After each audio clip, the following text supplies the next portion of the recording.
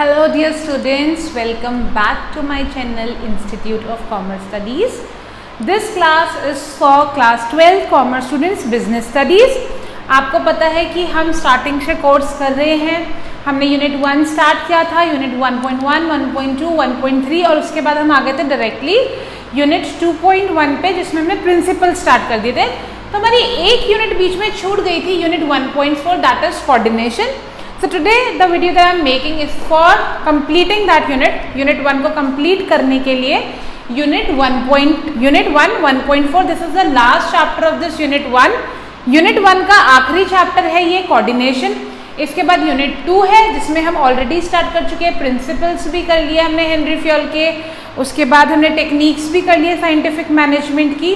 तो हमारा ये वाला टॉपिक मिस आउट हो गया था. अब हम ये वाला टॉपिक आज करके इसे कंप्लीट कर देंगे यूनिट 1 को, और मैं नेक्स्ट क्लास में आपको यूनिट 1 से रिलेटेड सारी एक्सरसाइजेस करवाने वाली हूँ ताकि आपका क्विक रिवीजन हो जाएगा अपनी यूनिट का.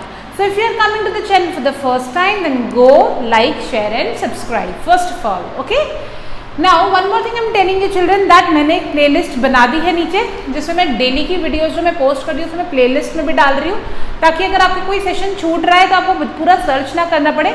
मैंने नीचे class 12 business studies whole syllabus and class 12 accountancy business accountancy whole syllabus के नाम से प्लेलिस्ट बना दी है. उसमें मैं डेली वीडियोस डाल रही हूँ, सीक्वेंस वाइज आपको सारी वीडियोस वहाँ मिल जाएगी अगर कोई मिस हो जाती है. ओके, तो अब हम स्टार्ट करने वाले हैं यूनिट 1 का लास्ट चैप्टर जो कि है कोऑर्डिनेशन. तो कोऑर्डिनेशन का मतलब क्या होता है सबसे पहले ये जान लेते हैं. सबको लगता है कोऑर्डिनेशन का मतलब होता है मिलजुल के काम करना. बिल्कुल सही, यही मतलब है कोऑर्डिनेशन का, मिलजुल के काम करना. लेकिन मिलजुल के काम करना तो कोऑपरेशन को भी कहते हैं. तो कोऑपरेशन और कोऑर्डिनेशन का डिफरेंस क्या है, क्या मतलब, क्या दोनों में डिफरेंस क्या होता है. तो इसके पीछे एक स्टोरी है that I am going to tell you. तो स्टोरी है मिस्टर एक्स की जो कि अपने लिए एक ट्राउजर खरीद के लाए. अब ट्राउजर जब उन्होंने आके ट्राई किया तो ट्राउजर था 2 इंच लंबा. तो ट्राई करने के बाद उन्होंने ट्राउजर को सोचा कि इसे मैं 2 इंच छोटा कराऊंगा. वो नीचे गए अपने डाइनिंग टेबल पे जहाँ पे उनकी वाइफ, उनकी डॉटर और उनका बेटा बैठा हुआ था. तो उन्होंने सबके बीच में ऐसे ही बोल दिया कि मेरी जो ट्राउजर है वो 2 इंच लंबी है, उसे प्लीज छोटा कर देना. ये बोल के वो अपने ऑफिस चले गए. उसके बाद बेटी चली गई स्कूल और बेटा चला गया अपना खेलने. जैसे ही सब गए तो उनकी वाइफ को याद आया कि मिस्टर एक्स बोल के गए हैं कि लोअर को मतलब ट्राउजर को छोटा करना है 2 इंच. तो वो गई और उन्होंने ट्राउजर को 2 इंच छोटा कर दिया, कोऑर्डिनेट किया. उसके बाद डॉटर आई स्कूल से. डॉटर को याद आया कि पापा ने सुबह कहा था कि ट्राउजर को 2 इंच छोटा करना है. डॉटर ने भी जाके क्या करा, 2 इंच ट्राउजर को छोटा कर दिया. फिर बेटा आया खेल के. बेटे को याद आया पापा ने क्या बोला था, 2 इंच छोटा करना है ट्राउजर को. उसने भी गया ट्राउजर को 2 इंच छोटा कर दिया. अब ट्राउजर तो रही नहीं, ट्राउजर तो शॉर्ट्स बन गए. अब सबने अपने पापा के साथ कोऑपरेट किया है क्योंकि पापा ने जो कहा था बच्चों ने वो किया, वाइफ ने भी किया, मतलब सबने कोऑपरेट किया है.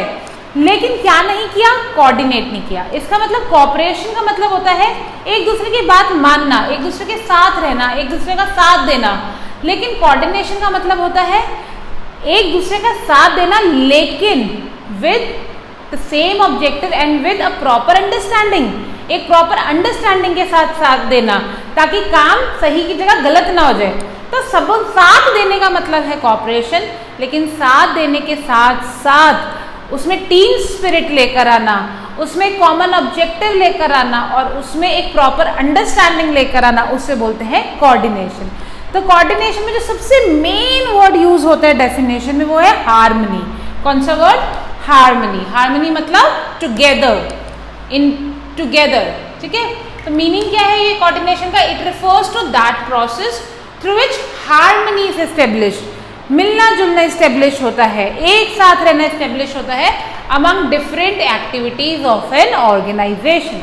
Now what are the characteristics of coordination. These are not much important, ज्यादा इंपॉर्टेंट नहीं है. 50-50 चांसेस होते हैं, ज्यादा इंपॉर्टेंट नहीं है. ठीक है, तो कैरेक्टरिस्टिक्स क्या है, coordination integrates group efforts. Coordination किससे बनता है, ग्रुप एफर्ट्स. जब मिलके सब काम करते हैं तब कोऑर्डिनेशन आता है. Number 2, coordination ensures unity of action. Coordination का मतलब क्या है कि हमारे एक्शन में यूनिटी हो. जैसे वो ट्राउजर कट गई, उसमें यूनिटी आ सकती थी, उस एक्शन में यूनिटी आ सकती थी अगर वो मिलके डिस्कस कर लेते. Coordination is a continuous process. Coordination ऐसा तो है नहीं कि आज कोऑर्डिनेशन है और कल नहीं है, जब तक हम है तब तक हमें मिलजुल के काम करना है। इसका मतलब कोऑर्डिनेशन एक नेवर एंडिंग प्रोसेस है और एक कॉन्टिन्यूअस प्रोसेस है। Coordination is all pervasive. अब मैंने आपको परवेजिव का मतलब पहले भी बताया है। परवेजिव का क्या मतलब होता है? Which is applicable both in business and non business. हम घर में भी कोऑर्डिनेट करते हैं, हम ऑफिस में भी कोऑर्डिनेट करते हैं, हम स्कूल में भी कोऑर्डिनेट करते हैं। तो ऐसी चीज जिसे हम हर जगह अप्लाई करते हैं उसे बोलते हैं परवेजिव। तो कोऑर्डिनेशन की जरूरत हमें हर जगह ही पड़ती है, इसलिए coordination is a pervasive function. Deliberate. अब देखो डेलिबरेट मतलब जिसे लाने में हमें एफर्ट्स लगाने पड़े। अब कोऑर्डिनेशन खुद से नहीं आता कि हम तो कोऑर्डिनेट करके करते हैं, आपको उसके लिए एफर्ट लगाना पड़ता है। सामने वाला अगर आपकी बात मान रहा है, आपको साथ दे रहा है, तो वो उसके लिए एफर्ट लगा रहा है। आप किसी की बात मान रहे हो तो आप उसके लिए एफर्ट लगा रहे हो। यानी कोऑर्डिनेशन खुद से नहीं आता, इसके लिए आपको एफर्ट लगाना पड़ता है। साथ देने के लिए आपको एफर्ट लगाना पड़ता है खुद से, जिससे हम बोलते हैं डेलिबरेट फंक्शन। और कोऑर्डिनेशन ऐसा नहीं कि कोई एक मैनेजर ने बोला मैं तो कोऑर्डिनेट करके काम करूंगा तो कोऑर्डिनेशन हो जाएगा और अच्छा रिजल्ट मिलेगा। नो, कोऑर्डिनेशन अगर चाहिए आपको अपने बिजनेस में अच्छा रिजल्ट चाहिए कोऑर्डिनेशन के साथ, तो ये हर मैनेजर की रिस्पॉन्सिबिलिटी है कि वो हर किसी के साथ कोऑर्डिनेट करके आगे बढ़े। अगर एक मैनेजर कोऑर्डिनेट कर रहा है बाकी के 5 नहीं कर रहे तो भी आप अपना ऑब्जेक्टिव अचीव नहीं कर पाओगे। इसका मतलब coordination is the responsibility of all managers. Now we come to the most important part of the chapter, जो कि चैप्टर का सबसे इंपॉर्टेंट पार्ट है, वो है ये। अब क्वेश्चन कैसे आता है इसका? क्वेश्चन आता है coordination is the essence of management, why? या फिर coordination is the essence of management, explain. ये क्वेश्चन आता है। अब देखो इसका मतलब क्या है? इसका मतलब ये है कि मैनेजमेंट का एक एसेंशियल पार्ट है कोऑर्डिनेशन। मैनेजमेंट का एक एसेंशियल पार्ट है। तो आप आंसर कैसे लिखेंगे इसका मैं ये बताती हूँ। आपको पता है मैनेजमेंट के 5 फंक्शन होते हैं, planning, organizing, staffing, directing and controlling.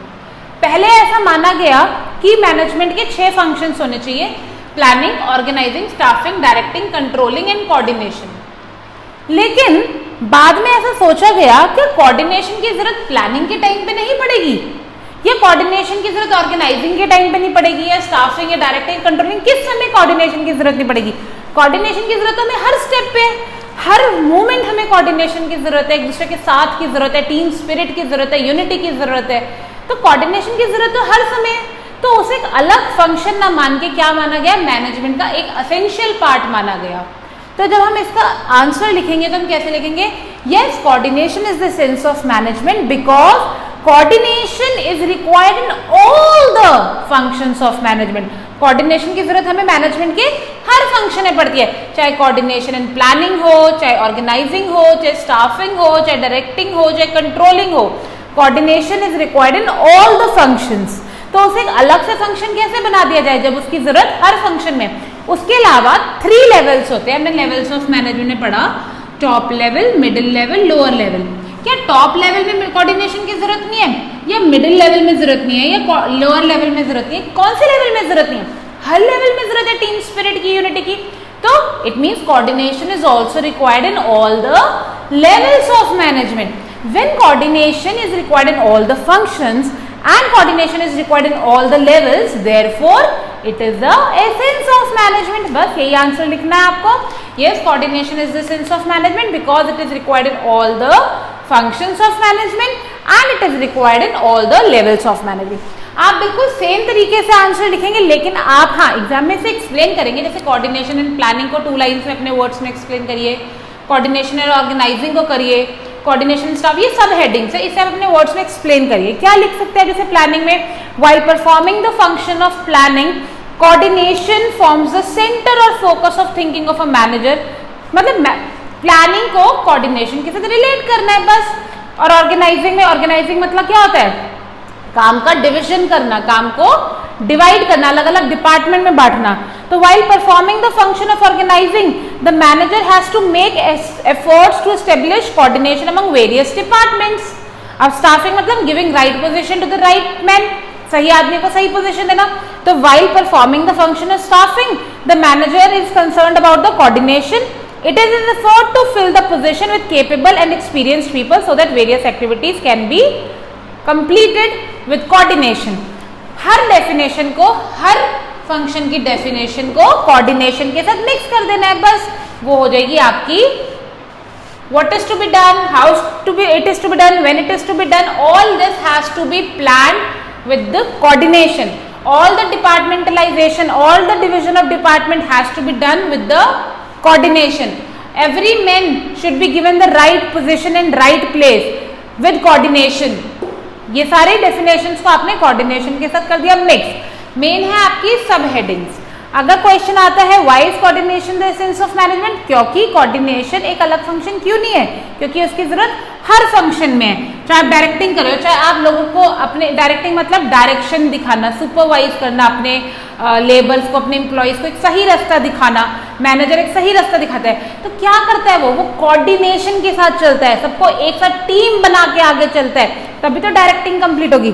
चाहे कंट्रोलिंग है, ये देखना कि सारा काम सही से हो रहा है नहीं हो रहा, कैसे देख सकता है, जब उसकी टीम उसके साथ होगी, जब उसका टीम उसका साथ देगी तभी तो वो सारा काम कर पाएगा। इसका मतलब हर फंक्शन में कोऑर्डिनेशन की जरूरत है। ऊपर के लोग पॉलिसीज बनाएंगे जब सब आपस में कोऑर्डिनेट करेंगे, मिडिल लेवल दोनों के बीच का मीडिएटर है जब सब आपस में कोऑर्डिनेट करेंगे, lower level human resource labour से सबसे पास है, कैसे लेबर के सबसे पास, जब वो कोऑर्डिनेट करके चलेंगे उनके साथ, उनकी बात ऊपर तक पहुंचाएंगे, ऊपर की बात उन तक पहुंचाएंगे। इसका मतलब कोऑर्डिनेशन की जरूरत हर लेवल में पड़ रही है।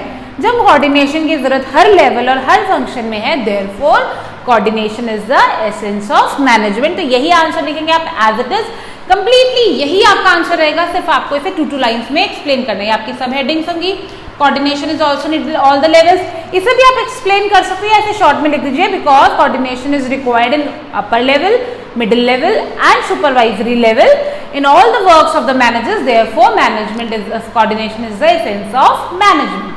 That's it. समझ आया? तो यही चैप्टर आपको कोऑर्डिनेशन, यही वाला एक टॉपिक इंपॉर्टेंट है इसमें, coordination is the essence of management, और कुछ ज्यादा इंपॉर्टेंट है नहीं तो हम नहीं कर रहे हैं वो। So here we end this unit. Unit 1 हमारा कंप्लीट हो चुका है, यूनिट 1 का 1.4 था।